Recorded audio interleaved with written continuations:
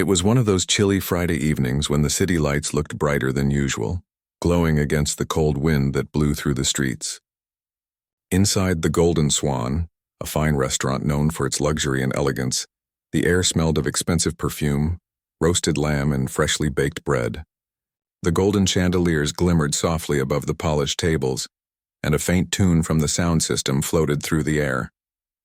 The waitstaff moved quickly but gracefully, dressed neatly in black and white, preparing for what was expected to be the busiest night of the month. Among them was a young waitress named Emily Carter, who carried a quiet kind of energy. She wasn't the type to draw attention. She smiled softly at guests, remembered orders perfectly, and worked faster than most. But even with her calm appearance, her eyes often seemed to be somewhere else, like she was thinking about a different life that could have been. Emily had been working at the Golden Swan for almost 2 years. She never imagined she'd end up in a place like this, a restaurant filled with people wearing diamonds and suits that probably cost more than her entire month's salary. But life had a way of changing plans. She had once dreamed of becoming a pianist. Music had been her world since she was a child. Her father, who passed away years ago, used to play with her every evening on the old piano they had at home. The sound of those keys had always made her feel alive. But when her father got sick and the bills started to pile up, Emily's music took a quiet step back. She started working full-time to help her mother. One job became two, and before long, music turned into something she only touched in her memories. Tonight, however, there was no room for daydreams. The Golden Swan was hosting a private dinner for some of the city's most influential guests, business owners, politicians, and even a few celebrities. The owner himself, Mr. Langford, was walking around the floor inspecting every table, making sure every glass was spotless. His voice carried that mix of tension and excitement that came before an important event. "Remember," he said to the staff as they gathered near the bar, "tonight's not just another evening. These people are our top clients. Everything needs to be perfect. Every plate, every smile, every detail. Understand?" Everyone nodded quickly. Emily smiled politely and continued setting the tables, adjusting silverware so it reflected the light just right. While she worked, she glanced at the grand piano standing proudly in the corner of the dining room. Its glossy black surface reflected the lights like still water. Usually, a professional pianist played during special events, filling the room with soft background music that made conversation sound even more elegant. Emily had always admired that piano, the way it seemed to belong to another world. Sometimes, during her short breaks, she'd walk past it slowly, brushing her fingers against its edge, feeling the smoothness of the wood. Tonight, as she passed by, she did the same thing. Her hand brushed a single white key, pressing it gently enough that it made the faintest sound. Just one note, a sound that only she seemed to notice. For a moment, her heart skipped. It was like the piano was whispering back to her, reminding her of something she'd once loved. But she quickly pulled her hand away when the head waiter, Robert, called out her name. "Emily, we need you to take table 6 when they arrive." VIP guests, understood? She nodded quickly. "Of course." "Good. And don't forget to smile. Big tips tonight," he added with a wink before walking off. Emily smiled faintly and returned to her station. She didn't care much about tips tonight. What she wanted most was just to get through the evening without any mistakes.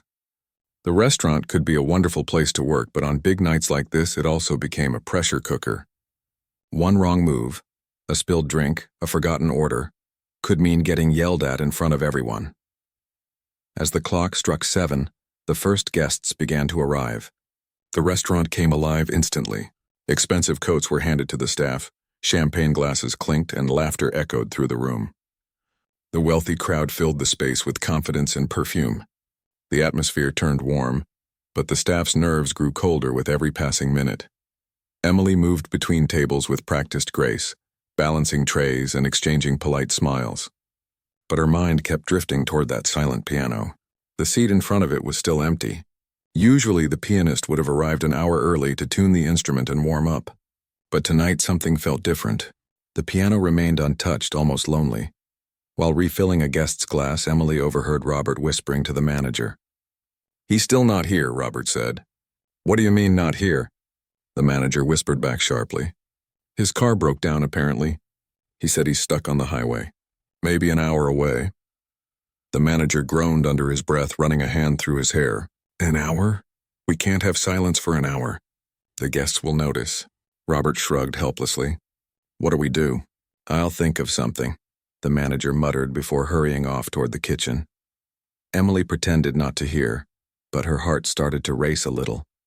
The idea of that grand piano sitting silent in such an elegant room felt almost wrong. She tried to focus on her tables, delivering appetizers and keeping drinks filled.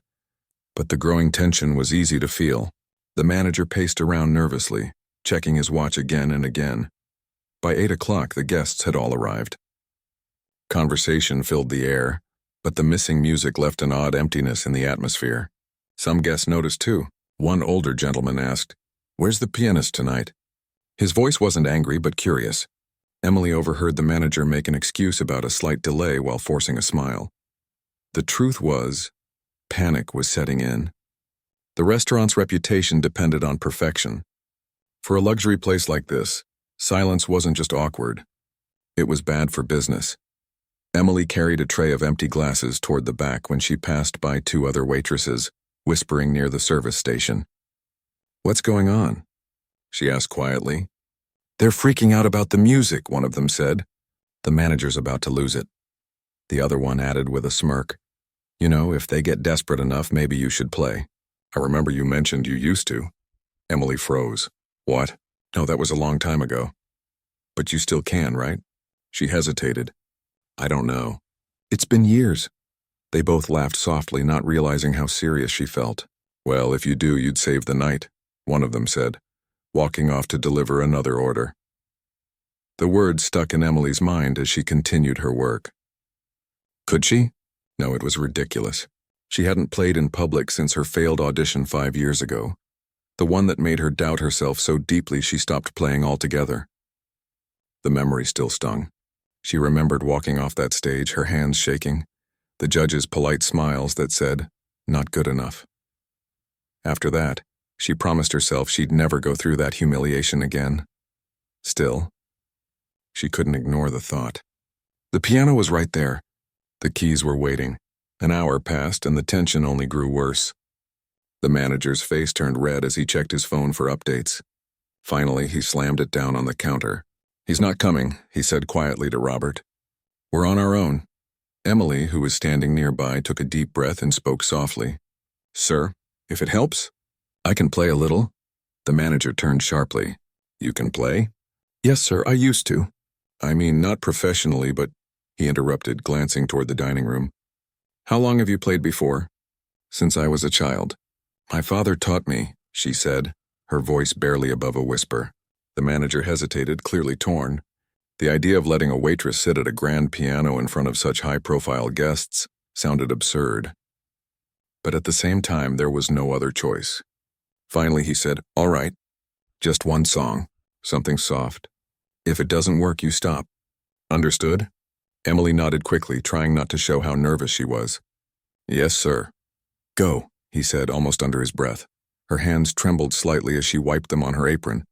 Every step toward the piano felt heavier. The soft chatter of the guests filled her ears, but everything seemed to slow down. She could hear her heartbeat louder than the room. She sat on the piano bench, took a deep breath, and lifted her fingers to the keys. For a few seconds, she didn't play anything. Her reflection stared back at her from the glossy surface of the piano, the face of a girl who once dreamed big but had almost forgotten how to dream at all. She exhaled slowly, closed her eyes, and pressed the first key. A single note filled the air, warm, rich, gentle. Heads turned slightly toward the sound. She continued, her fingers finding their rhythm. The melody that followed was soft and full of emotion, something she'd carried inside her for years. She didn't even realize how natural it felt, as if the piano had been waiting for her all this time. The guests began to quiet down without realizing it. Conversations faded. The tension in the room melted into something softer. Curiosity, calm, awe. Even the manager standing near the kitchen door watched with surprise. Emily wasn't just playing notes. She was remembering. Every key she touched brought back a piece of her past. The evenings with her father, the dreams she once had, the laughter they shared. For the first time in years, She wasn't just a waitress in a crowded restaurant. She was herself again.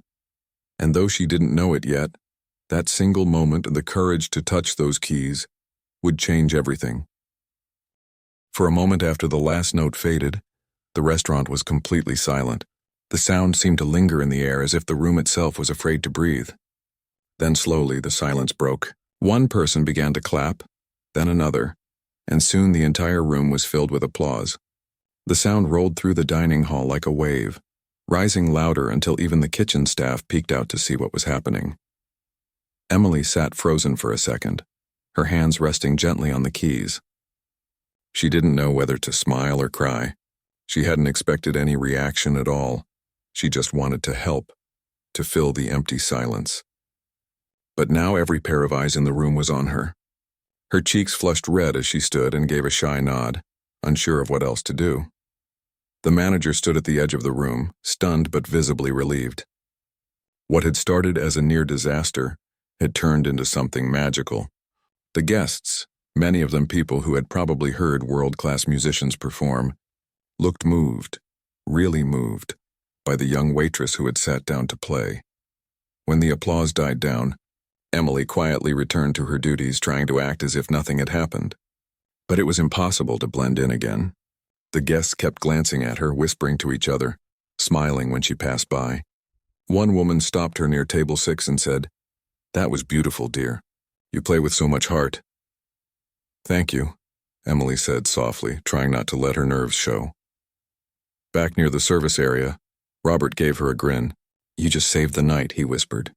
"Didn't know you had that in you." Emily laughed under her breath, still a little shaken. "Neither did I." The manager came over a few minutes later. "You did well," he said, keeping his voice low but firm. "Really well. I don't know what we would have done without you tonight." Emily nodded, not sure what to say. "I'm glad it helped." "Helped?" he repeated, half smiling. "It did more than that. You made the whole evening." The rest of the night moved forward more smoothly than anyone expected. The room was filled with warmth, laughter, and compliments. Guests ate slowly, drank a little more wine, and every now and then someone would ask Emily if she would play another song. She did, carefully choosing gentle tunes, nothing too loud, nothing too sad. Just soft, comforting melodies that floated like air. And for the first time in years, she felt something stir inside her. It wasn't just pride or relief. It was joy, a quiet, glowing joy that came from doing something she loved. The same feeling she used to have as a child when she played with her father. She could almost hear his voice in her memory. "Don't just play the notes, Em. Tell a story with your hands." Each song that night became a story. The guests didn't just hear music, and they felt it. And without realizing it, Emily was telling them the story of her life. But good things often come with a twist. When the night finally came to an end and the last guest left, the restaurant was silent again, though this time it was a comfortable silence. The tables were messy with empty glasses and plates, the smell of candles fading into the air. The staff began cleaning up, chatting quietly. Emily helped stack chairs and collect napkins, still feeling the soft tremble in her fingers. The manager walked over to her once more. "You've done something special tonight," he said. "You know that, right?" Emily smiled a little. "I just filled in. That's all." He shook his head. "No. You reminded everyone what real music sounds like." He was about to say something else when a tall man in a dark gray coat walked back into the restaurant.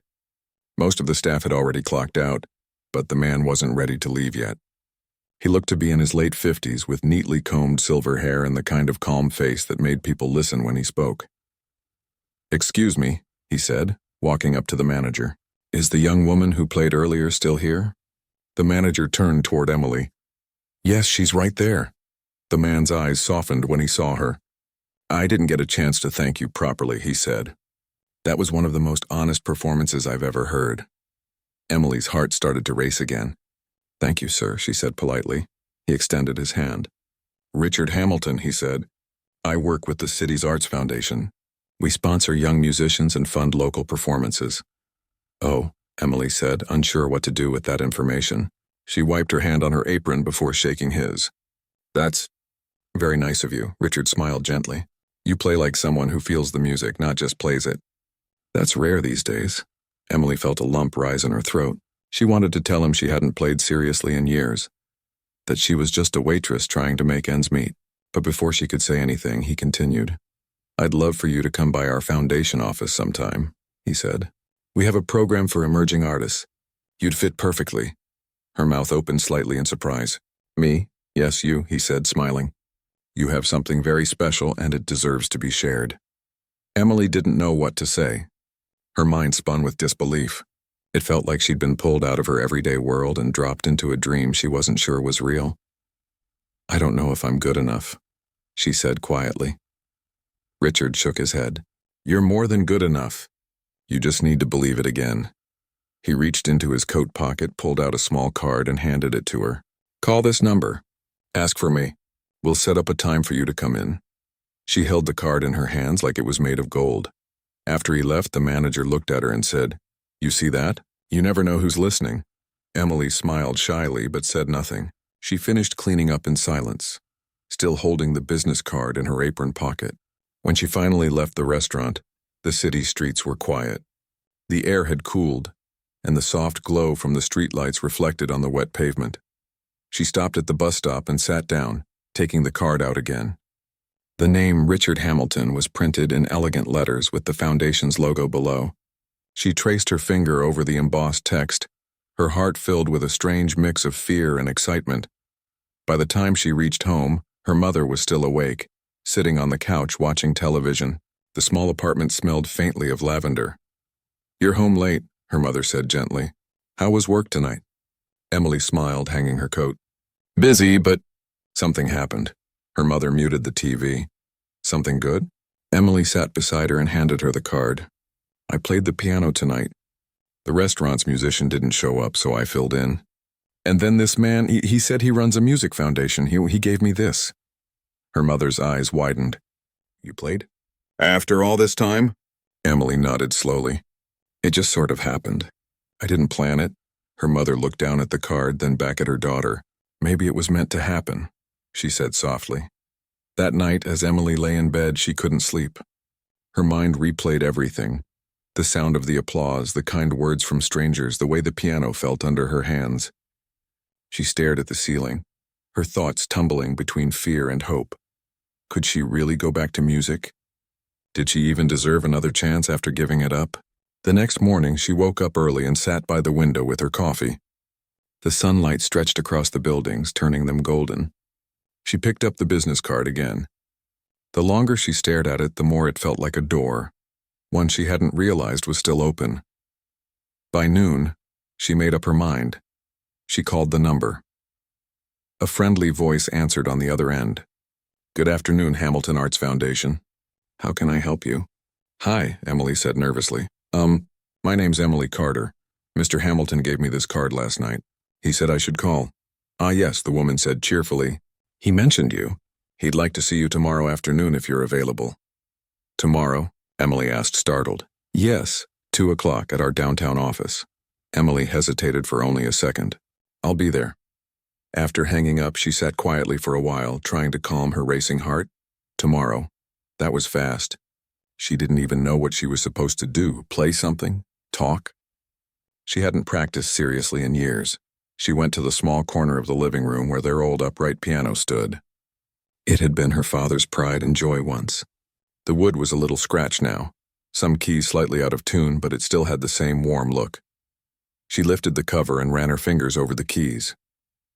Her hands shook a little, but when she pressed a few notes, the sound brought tears to her eyes. It wasn't perfect, but it was alive. She started to play softly, her fingers moving slowly at first, then faster as her confidence returned. Each note filled the small apartment, wrapping her in memories. Her mother peeked in from the kitchen, smiling quietly. You sound like him, she said, her eyes glistening. Emily stopped for a moment and smiled back. I think I'm starting to remember how it feels. That night, she didn't go to bed early. She sat at the piano for hours, playing song after song. Some she remembered from childhood, others she made up on the spot. The world outside faded away.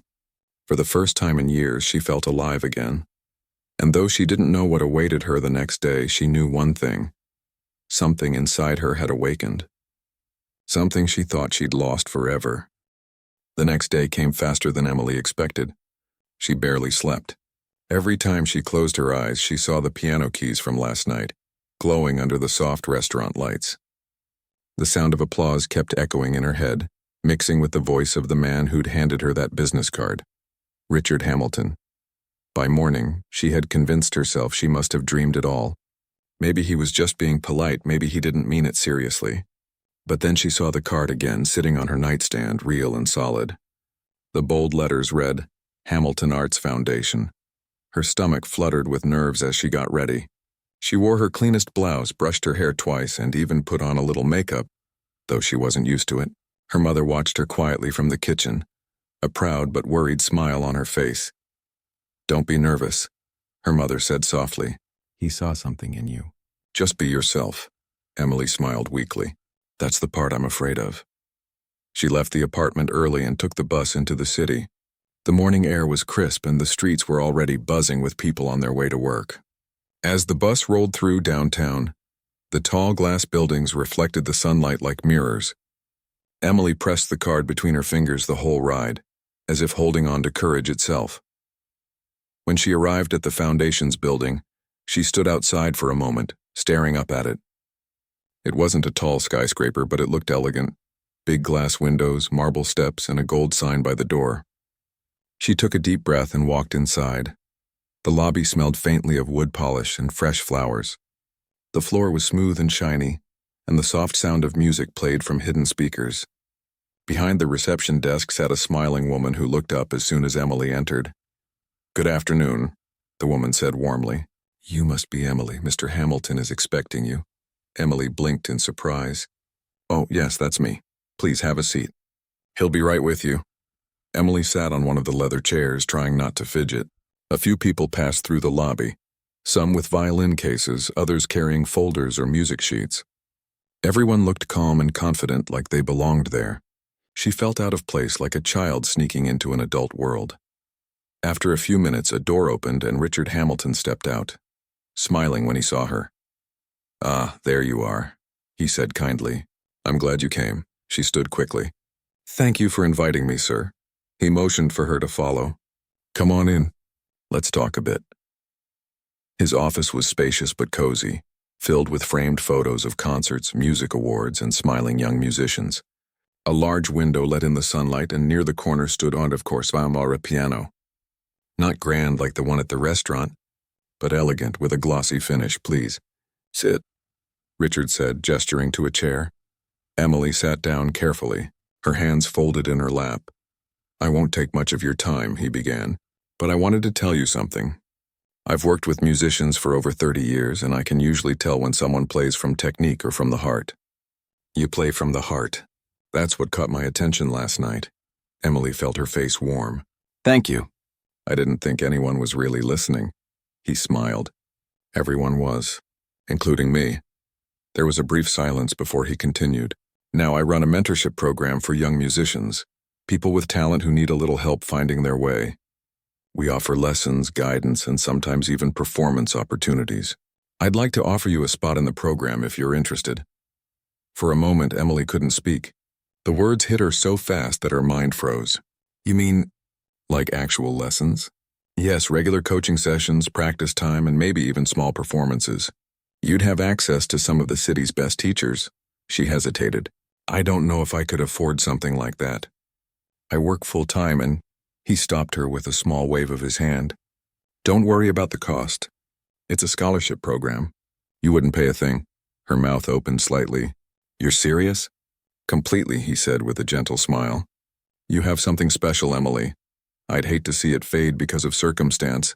Her heart raced. For so long, she'd buried her love for music under bills, work schedules, and daily worries. To have someone offer her a chance, not out of pity, but belief, felt like a miracle. I don't even know what to say, she whispered. Say yes, he said simply. She laughed softly, nervous and emotional at the same time. Then, yes, good. His eyes brightened. You'll start next week. I'll have one of our coordinators reach out with details. He stood and extended his hand again. She shook it, trying not to let her hands shake too much. As she left the office, she felt lightheaded. Everything seemed too good to be real. On the bus ride home, she stared out the window with a half-smile that wouldn't fade.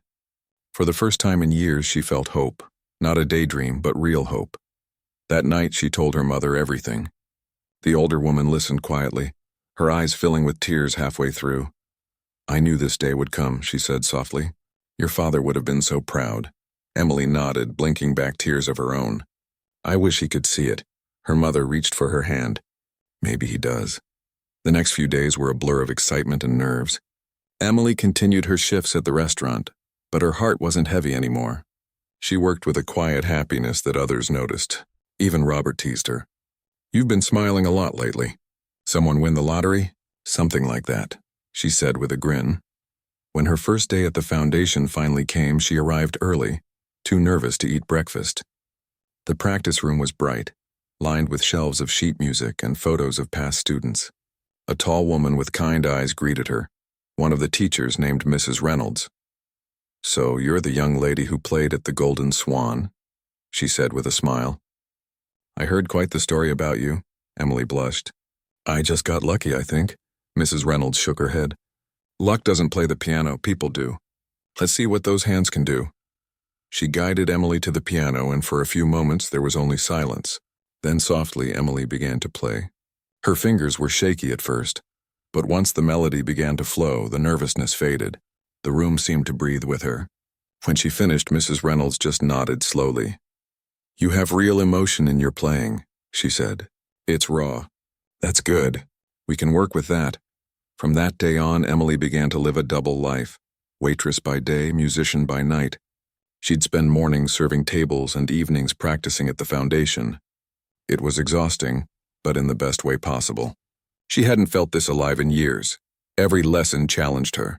She learned about posture, tone, control, all the little details that turned good playing into great playing. Sometimes she got frustrated. Sometimes she cried quietly after a lesson, feeling like she wasn't improving fast enough. But each time, she remembered why she was doing it. For her father, for herself, and for that quiet voice inside that still believed she could do something more. One night after practice, Richard stopped by her piano room. "You've been working hard," he said, leaning against the door. "I'm trying," she said, smiling tiredly. "I can tell. And I think it's time you play again, publicly." Her hands froze over the keys. "What do you mean?" "The foundation is hosting a charity event in 2 weeks. Small, maybe 50 guests. I'd like you to perform." Her stomach flipped. "Perform, as in front of people?" He chuckled softly. "Yes, that's usually how it works." She hesitated, panic creeping in. "I don't think I'm ready." He smiled gently. "You're more ready than you think." That night she could barely sleep. The idea of performing again terrified her. The memory of her failed audition years ago still haunted her. The stage lights, the pressure, the silence that followed her mistakes. But deep down she knew this was her chance to rewrite that memory. Over the next 2 weeks she practiced endlessly. Mrs. Reynolds helped her choose a song, one that suited her soul, not just her skill. "Play something that means something to you," the teacher said. "The audience will feel it." Emily chose Claire de Lune, the same piece her father had taught her as a child, the same one she'd played at the restaurant. Every time she practiced it, she felt closer to him. When the night of the performance came, she stood backstage in a simple black dress, her heart pounding so loud she could barely hear anything else. Through the curtain she could see the audience mingling, talking softly, the room glowing under golden lights. Richard found her just before she went on. "You'll do great," he said quietly. "Just play like you did that night. Play from your heart." She nodded, took a deep breath, and walked onto the stage. The applause that greeted her was polite, calm. She sat down at the piano, her hands trembling slightly. For a second, fear tried to take over. Then she remembered her father's words. "Tell a story with your hands." She began to play. The notes started softly like whispers in the air, and soon grew fuller, flowing through the room like light. The crowd fell completely silent. Emily poured everything into that song. Her years of struggle, her lost confidence, her hope, her love. Every sound was a piece of her soul. When she finished, there was a pause, the kind of quiet that felt sacred. Then came the applause. Louder, deeper, heartfelt. As she looked out into the crowd, she saw Richard smiling proudly. And for the first time in her life, Emily didn't feel small or ordinary. She felt seen. She felt whole. She had found her way back to the music and to herself. The applause still echoed in her mind long after the event ended. Even hours later, Emily couldn't quite believe it had happened. The people, the lights, the warmth in their eyes, and it all felt like a dream. When she stepped off the stage that night, she had been shaking, but not from fear. It was something else. Something like joy mixed with disbelief. Richard had been the first to greet her backstage. "You did it," he said simply, but there was pride in his voice. She smiled through tears she hadn't realized were falling. "I didn't think I could." He placed a gentle hand on her shoulder. "That's the funny thing about fear. It always tells you that you can't until you prove it wrong." Those words stayed with her long after everyone left. Over the next few days, her life began to change in quiet but meaningful ways.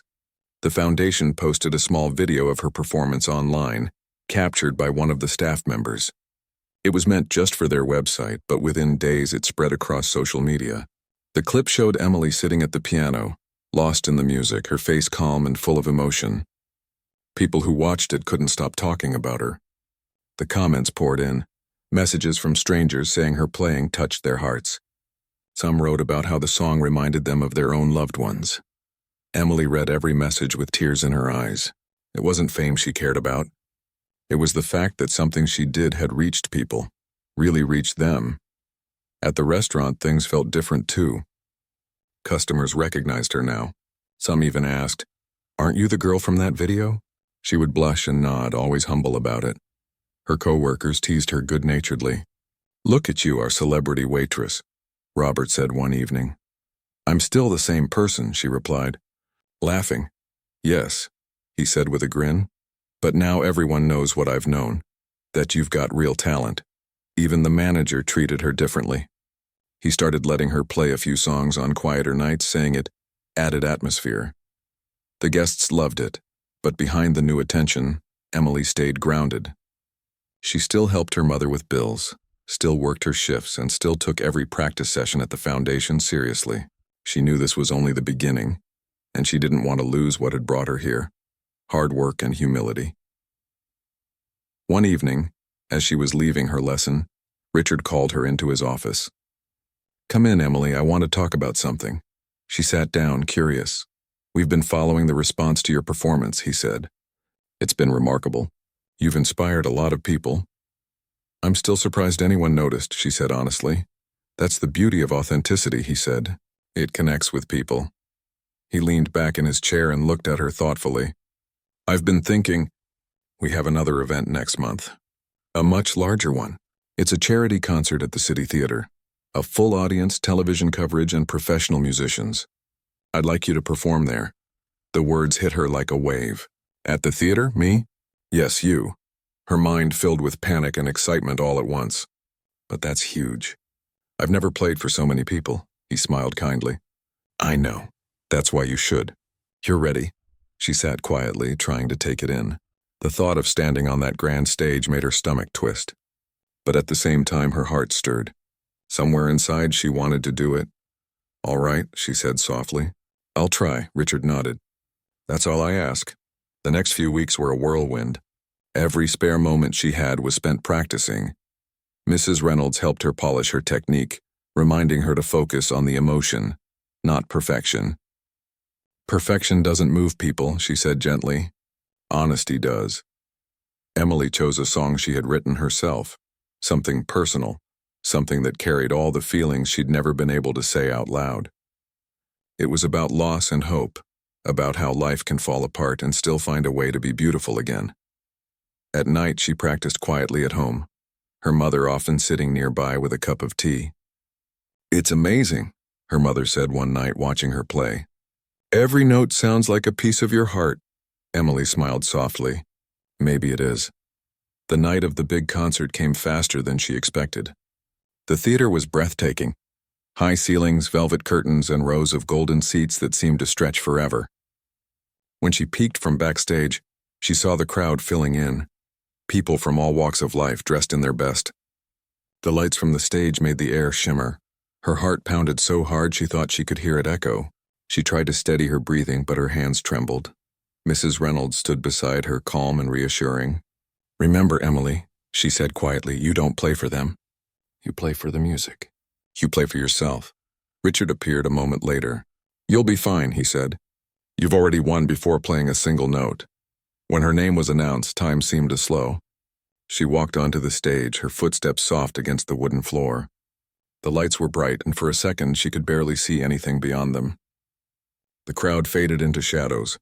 All she could see was the piano. She sat down, closed her eyes, and took a deep breath. Then she began to play.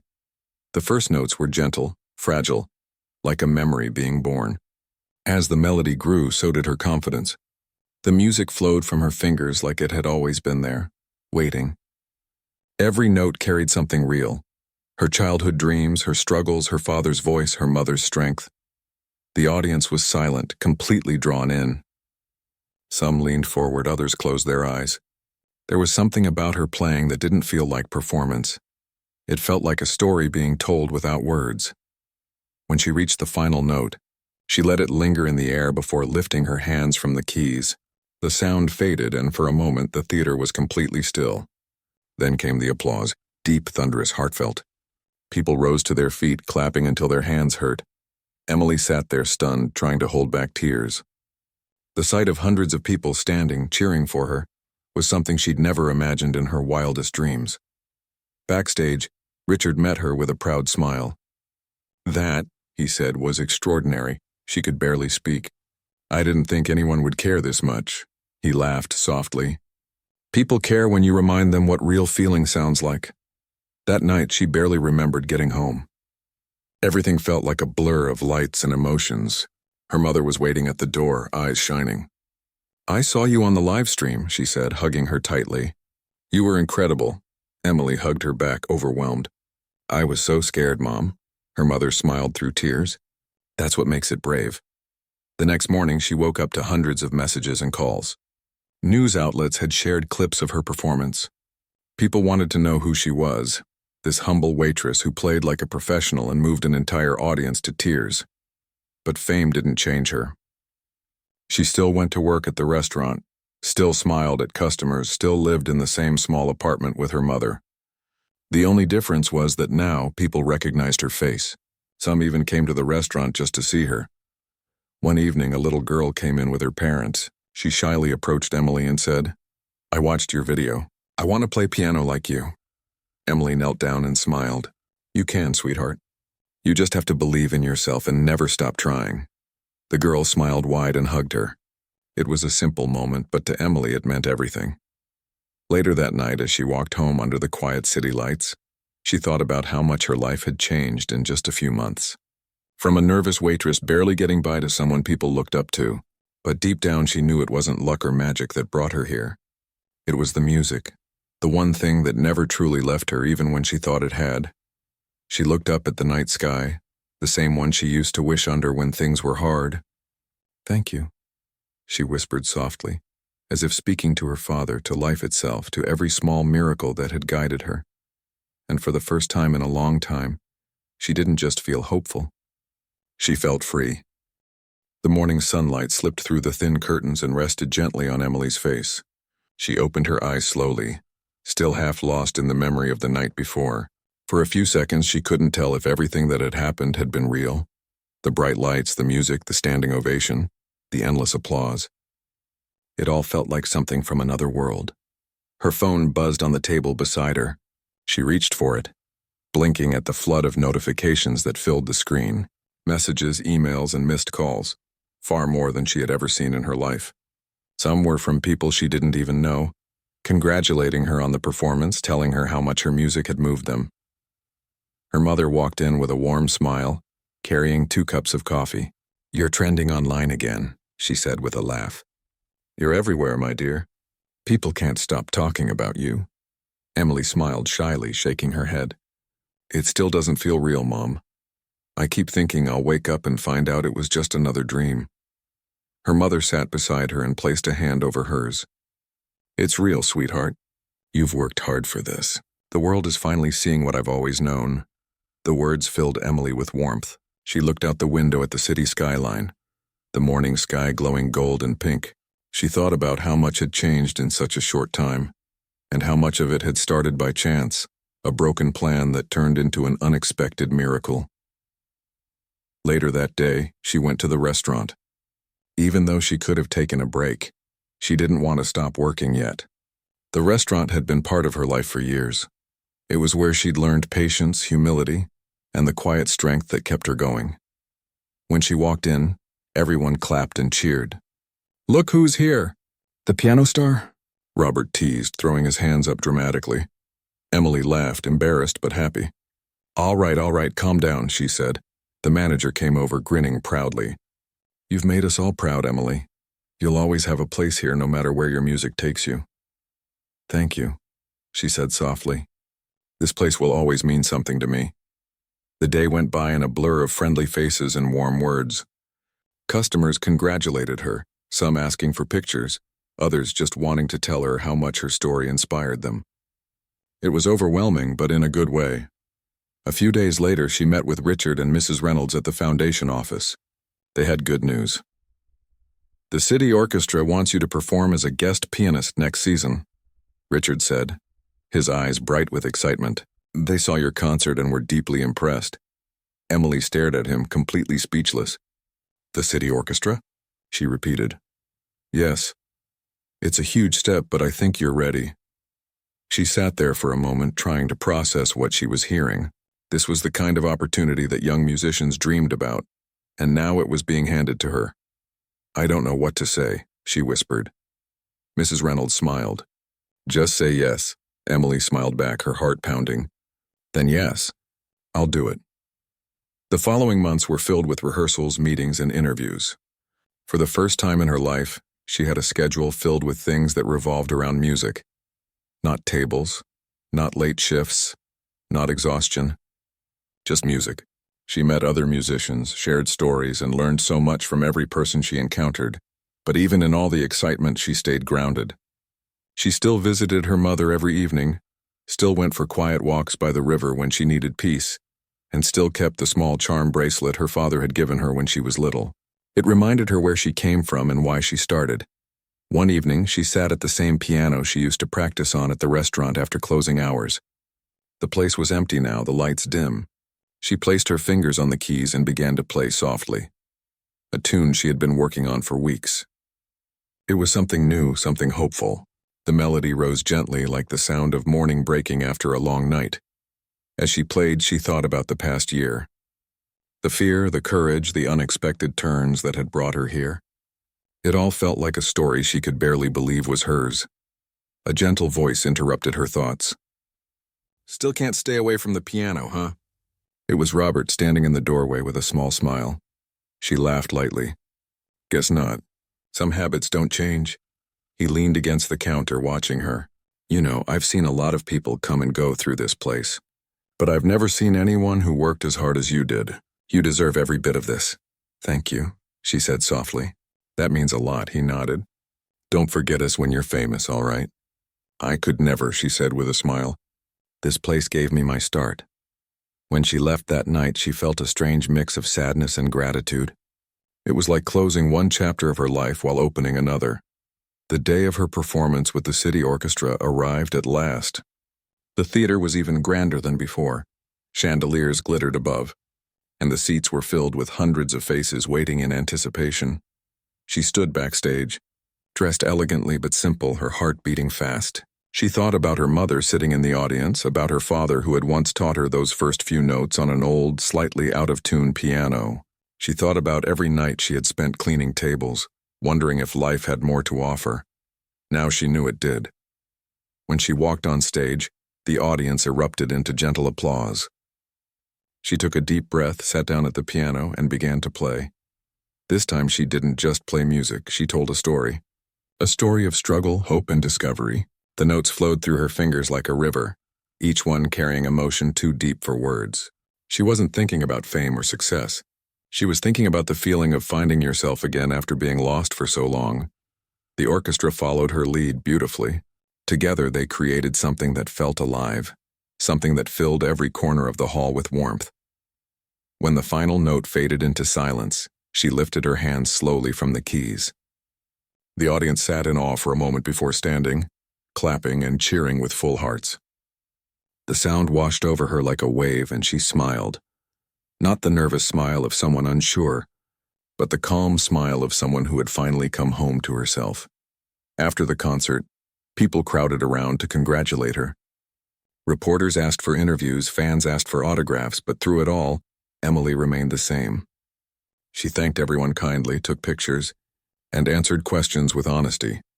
When she finally stepped outside into the cool night air, she found her mother waiting for her near the theater steps. "You were wonderful," her mother said, eyes shining. Emily hugged her tightly. "I did it, Mom," her mother held her close. "No, my dear, you've just begun." They walked together under the night sky, the city lights reflecting in puddles from a light drizzle earlier. Everything felt fresh, alive, and full of possibility. A few months later, Emily released her first original album, a collection of simple piano pieces inspired by her journey. She called it Moments Between Shifts. It became an unexpected success, praised for its honesty and warmth. She didn't live in luxury or chase fame. She kept her life simple, focusing on music and teaching others. She even started a small program for children who couldn't afford music lessons. "Everyone deserves a chance to be heard," she would say. Sometimes when she performed, she still saw faces in the audience with tears in their eyes. The same kind of tears she once cried when her dreams felt impossible. And every time she played for them, to remind them that no dream is too small and no beginning too humble. One quiet evening, she sat by the window at home, her piano beside her, a cup of tea in hand. The city glowed softly outside. She closed her eyes and let her fingers drift over the keys, playing without thought, without plan, just feeling. And in that moment, she realized something important. The music wasn't just her gift. It was her way of giving back, to life, to love, to all the people who had believed in her when she couldn't believe in herself. Her story had started in a restaurant, on an ordinary night with a simple chance to help. But that night had changed everything, and every note she played since then was a reminder that even in the most ordinary lives, there can be extraordinary moments waiting to be discovered, if you only have the courage to play the first note.